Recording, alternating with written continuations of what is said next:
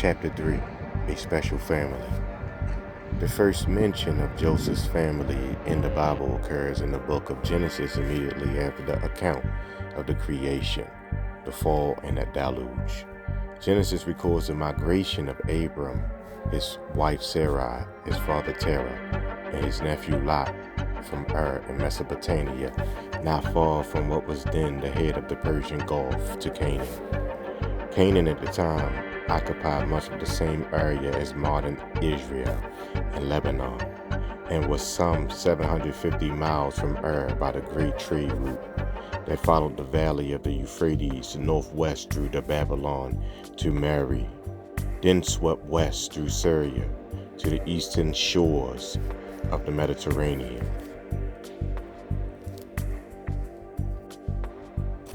Abram and Sarai made the journey in 2 stages. They settled for a while at Haran, in the middle of the valley of the Euphrates.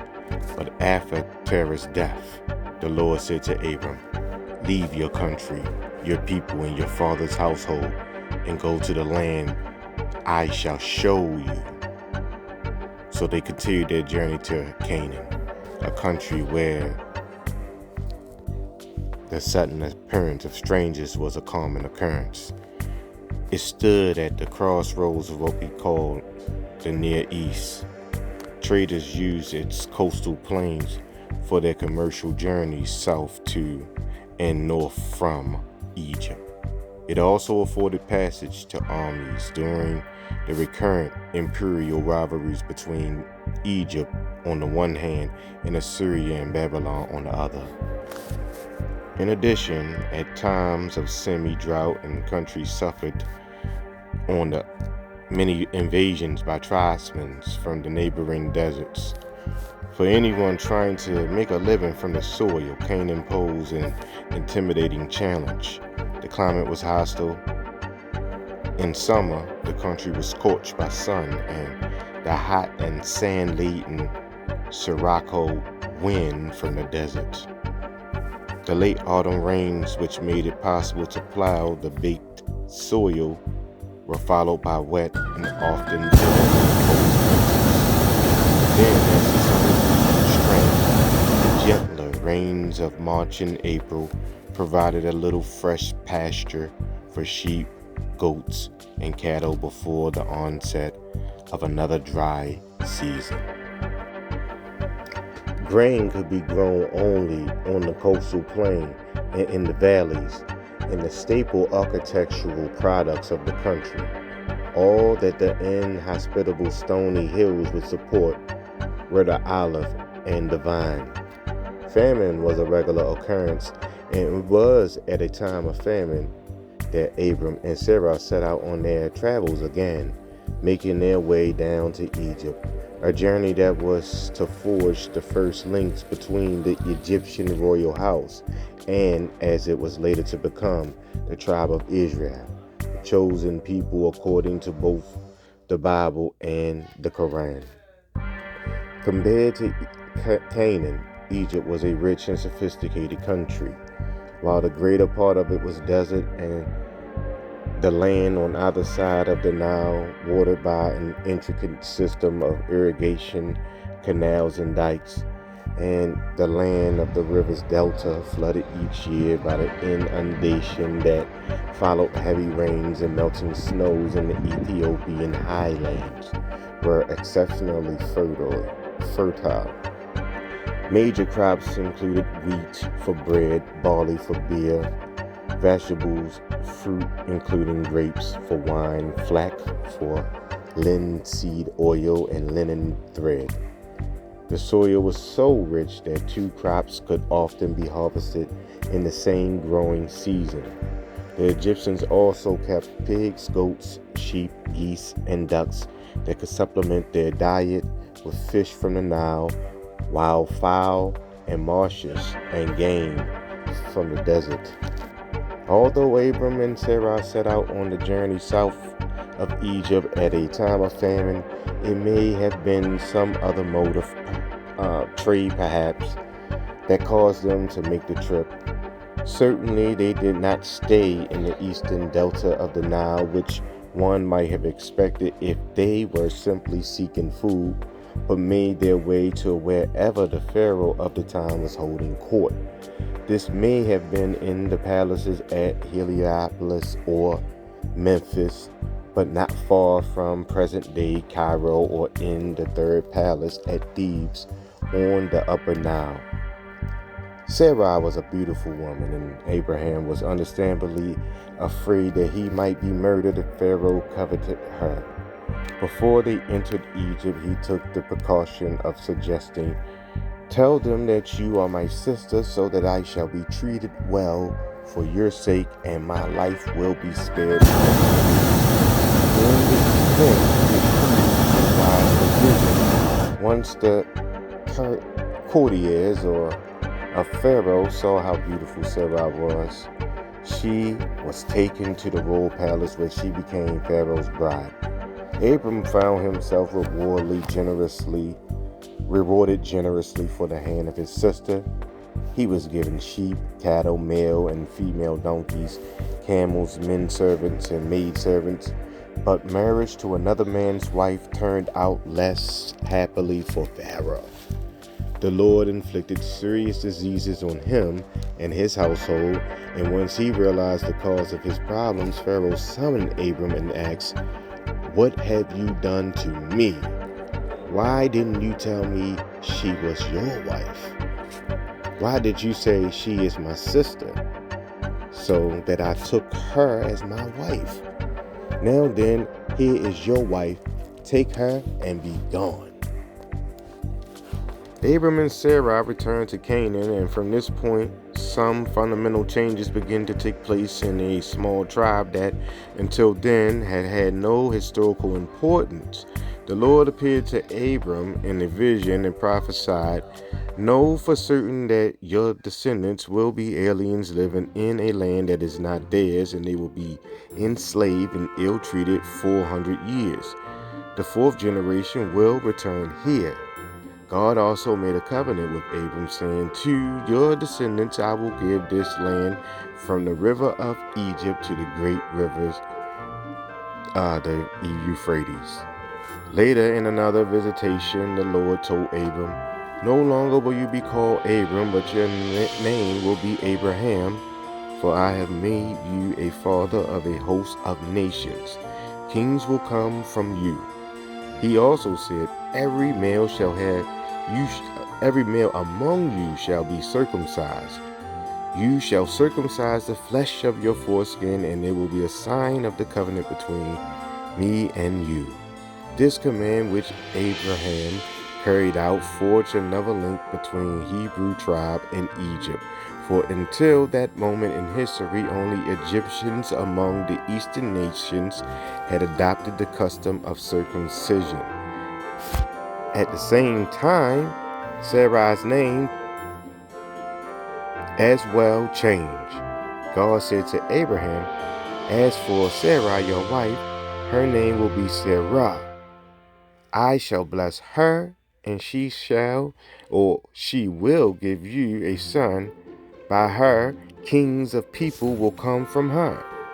Sar in Hebrew means prince, and Sarah is the feminine form, which can even be interpreted to mean the queen, the Amna. The Amna letters make it clear that Pharaoh himself was sometimes addressed as Sar. It was the term, for instance, that Tarkandara, the Hittite prince, used in addressing Amenhotep III. The promise that kings of people would descend from Sarah is the first mention of any Hebrew kings. Until that time, the Hebrews had lived in nomadic tribes, moving from place to place in search of food. The tribal society does not have a king, not even a prince, but only a chief, the head of the tribe. Abraham was surprised to learn that Sarah would bear a son, partly because of their respective ages, partly because Sarah had been unable to conceive throughout their whole marriage. In fact, to compensate for their own barrenness, Sarah had given him her Egyptian maid Hagar, by whom he had a son Ishmael, followed by another 6 sons by a second wife, Ch.3. With the promise of a son for Sarah, Abraham felt the time was approaching to make a plea on behalf of his firstborn Ishmael, and said, "If only Ishmael could live under your blessing." God replied, "Yes, but your wife Sarah will bear you a son, and you will call him Isaac. I will establish my covenant with him as an everlasting covenant for his descendants after him. And as for Ishmael, I have heard you. I shall surely bless him. I shall make him fruitful and greatly increase his numbers. He will be the father of 12 princes, and I shall raise a great nation from him. But my covenant I shall establish with Isaac, whom Sarah will bear by this time next year." This passage makes it clear that Isaac was to be looked upon as Abraham's true heir. It was through him that the glory of the Hebrew tribe would be fulfilled, and Israel would be born of his seed, that kings would rule from the Nile to the Euphrates. The critical question upon which everything else turns is, who was Isaac's father, as Sarah was married to Abraham and Pharaoh? The child could have belonged to either of them. However, if he was the son of Abraham, it is impossible to make any kind of logical and historical sense of the Old Testament story of Joseph and his family. It is only if Isaac was the son of Pharaoh, a prince of Egypt, that everything falls into place.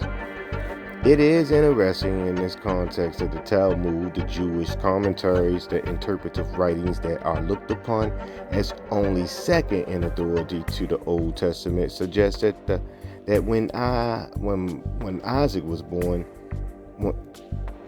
Isaac did not look like Abraham. On that day, Abraham weaned his son Isaac. He made a great banquet, and all the people of the world derided him, saying, Have you seen that the old man and the woman have brought a foundling from the street and now claim him as their son? And what is more, they make a great banquet to establish their claim. The account then strikes a miraculous note. Doubts about whether Isaac was actually Abraham's son, having the result that immediately the lineaments of Isaac's visage changed and became like Abraham's, whereupon they all cried out, "Abraham begat Isaac." After the birth of Isaac, we have a curious episode where Abraham builds an altar, places the bound Isaac upon it, and is about to slaughter him with a knife as a sacrifice to the Lord, when a voice cries out from heaven, "Do not raise your hand against the boy." Apart from the fact that such human sacrifices were not the custom of the times, it is even more difficult to believe the story if Isaac was indeed Abraham's own son, and there is a much truer ring to the story in the Haggadah, the legendary part of the Talmud, that news of Abraham's intentions caused Sarah's death. According to the Talmud, an old man approached Sarah near her tent and told her, "Knowest thou that Abraham has offered up thy Isaac as a sacrifice before the Lord? Despite his struggles and his cries, the son has been made a victim to the knife." The grief-stricken Sarah set out in search of Abraham and Isaac, but failed to find them. The account ends. Returning to her tent, she was met by the same old man who had before addressed her, and thus spoke, "Verily I did inform thee falsely, for Isaac thy son lives." Sarah's heart was stronger for grief than joy. She died and was gathered to her people. The question of Isaac's parentage and the threatening sacrifice seems also to have a significant echo in a discussion that took place many centuries later between Jesus and the Jews. This is how the episode is described in the Gospel of St. John, the 8th chapter, 31 to the 44th verse. To the Jews who had believed him, Jesus said, "If you hold to my teaching, you are really my disciples. Then you will know the truth, and the truth will set you free." They answered him, "We are Abraham's descendants, and have never been slaves of anyone. How can you have said we shall be free?" Jesus replied, "I tell you the truth. Everyone who sins is a slave to sin. Now, a slave has no permanent place in the family, but a son belongs to it for forever. So if the Son sets you free, you will be free indeed. I know you are Abraham's descendants. Yet you are ready to kill me because you have no room for my word. I am telling you what I have seen in the Father's presence, and you do what you have heard from your father." "Abraham is our father," they answered. "If you were Abraham's children," said Jesus, "then you would do the things that Abraham did. As it is, you're determined to kill me, a man who has told you the truth that he heard from God. Abraham did not do such things. You are doing the things your own father does." "We are not illegitimate children," they protested. "The only father we have is God himself." Jesus said to him, "If God were your father, you would love me, for I came from God and now am here. I have not come on my own, but he sent me. Why is not my language clear to you? Because you are unable to hear what I say. You belong to your father, the devil, and you want to carry out your father's desires. He was murderous from the beginning, not only holding to the truth, for there is no truth to him." Here, instead of referring to Israel as their father, the Jews named Abraham because this was their disputed point. It is clear that the Jews have accepted in their argument that they were not physically the descendants of Abraham. Instead, they are the spiritual children of God. It seems that Jesus is wondering why, when Abraham did not kill Isaac, the Jews wanted to kill him when he tells them he is the Son of God. His confrontation between Jesus and the Jews appears to have been misinterpreted as anti-Semitic by some biblical scholars. In fact, what Jesus is telling them is that if they refuse to behave like Abraham, they will be the followers of the murderous devil. When Isaac grew to manhood, he took a wife, Rebekah. Like Sarah before her, she was beautiful but barren. However, Isaac prayed to the Lord on her behalf, and she became pregnant with twins, both boys. The first to be born was Esau, and the second was Jacob, or Yaakov. Or Yaakov means the one who follows. Yaakov. The most intriguing aspect of their early life is Esau's sale of his birthright. The special blessing of the eldest son is a theme that we find repeated in many biblical stories, but this is the only case where a birthright is mentioned. To what exactly did this right entitle its owners? The only logical explanation would be the inheritance of a property or title. We know from the story in Genesis that Jacob did not receive any of Isaac's property after his father's death. The only apparent alternative, therefore, is that the birthright that passed from Esau, the elder twin, to Jacob, the younger, was the princely title belonging to their father. Such a sale or transfer of a birthright is possibly only in a society that does not consider primogeniture as the sole criterion for determining inheritance. And the Newsy tablets demonstrate that other criteria were sometimes used in biblical time.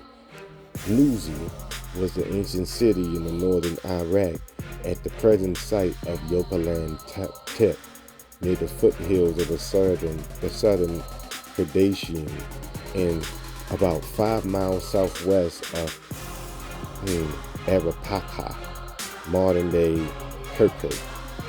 Excavations began at Nuzi in 1925 and continued for 6 years under the joint auspices of the American School of Oriental Research, Harvard University, and the University Museum of Pennsylvania. More than 400 tablets, written documents from public and private archives were found and are now in the Oriental Institute of the University of Chicago and the Harvard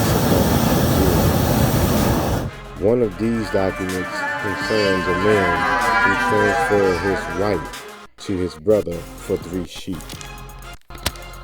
In passing, it is worth nothing that the Nuzi tablets also make it clear that Abram was probably not lying when he introduced Sarah as his sister on their arrival in Egypt. The wife-sister relationship was very rare outside of Egypt in ancient times, but the Nuzi documents show that in Haranian society, of which both Nuzi and Haran were part, a wife-sister judicial status existed whereby a woman, in addition to becoming a man's wife, was adopted by him as a sister. In such cases, 2 separate documents were drawn up, one for marriage and the other for sistership, and the woman concerned merited higher social status and greater privileges than ordinary wives. But to return to the story of Abraham's descendants, as I suggested earlier, the price Esau accepted for his birthright, a mess of pottage, or pottage, is best interpreted as an indication that he did not value his birthright. It could not have been easy for either him or Jacob, leading a simple nomadic life with their flocks, to believe the promises made to Abraham and Sarah that one day their descendants will rule over a vast kingdom. Yet of the two, it seems likely from the Old Testament that Jacob would have had more faith in the fulfillment of the promises at some unknown time in the future. We know from the book of Genesis that the 2 brothers had vastly different characters. Esau was a skillful hunter, a man of the open country.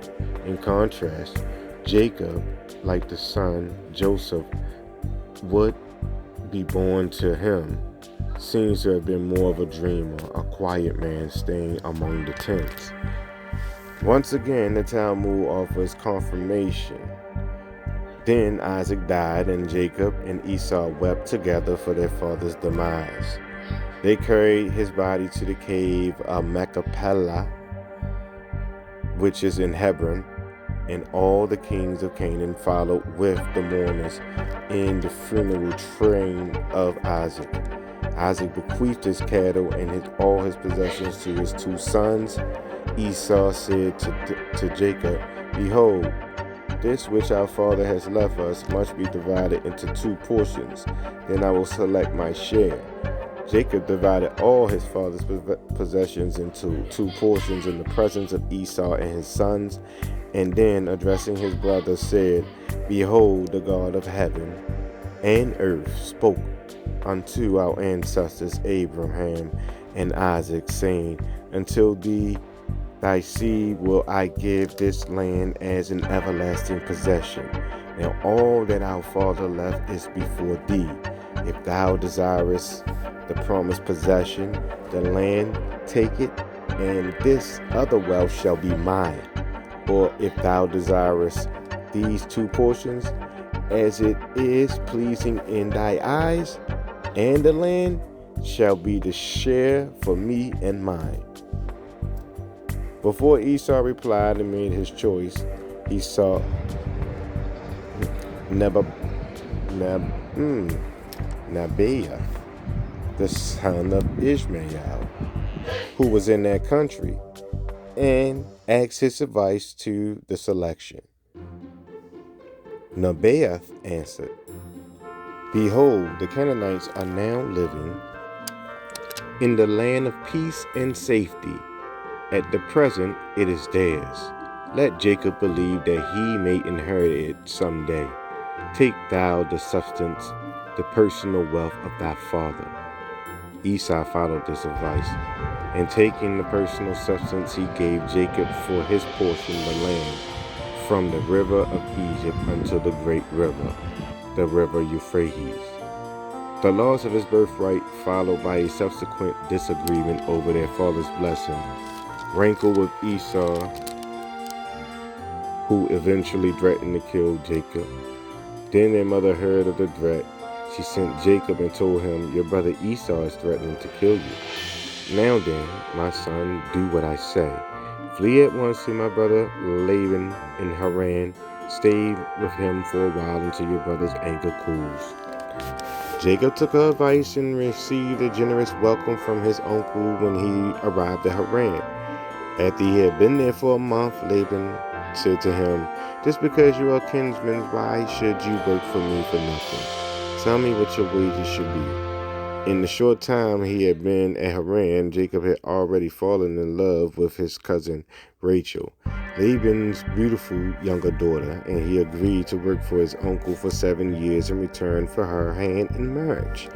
At the end of 7 years, however, Laban gave Jacob his elder daughter Leah, explaining, It is not our custom to give the younger daughter in marriage before the elder one. Finish up this daughter's 7-day bridal feast, and we shall give you the younger one as well in return for another 7 years of work. Jacob accepted the offer. After their marriage, Rachel too proved to be barren, but in the course of years, Jacob fathered 11 children, 6 sons and a daughter by Leah, 2 sons by Rachel, by Rachel's maid rather, Bilhah, and 2 more sons by Leah, Leah's maid Zilpah. At last, Rachel, his firstborn, gave him an 11th son. They named him Joseph. That spiritual number 11. Soon afterwards, Jacob decided to return to his homeland, Canaan. On the way, he made a mysterious encounter with a stranger who wrestled him all night, and when the struggle was finally broken off at daybreak, he said, Your name will no longer be Jacob, but Israel, because you have struggled with God and with men and have prevailed. This is a mystical element about this passage, because this significant aspect is the changing of Jacob's name to Israel. The Hebrew term El is a short form of Elohim, God, and Sa or Yasa indicates a prince or a ruler. Yasarel, and that's Israel being spelled with Y in the front opposed to I, means Elohim. Pharaoh too was looked upon as a ruling god. Jacob's new name therefore connected him both with royalty and his grandmother Sarah. And as the change took place just after the birth of Joseph, Jacob must have taken it as a sign that the newly born baby was his rightful heir. That brings us to an end of chapter 3 of Stranger in the Valley of the Kings. Next time we come back, we'll be on chapter 4. Thank y'all for coming out. God bless you. Good night. Don't forget to like, comment, and subscribe. Your feedback is greatly appreciated.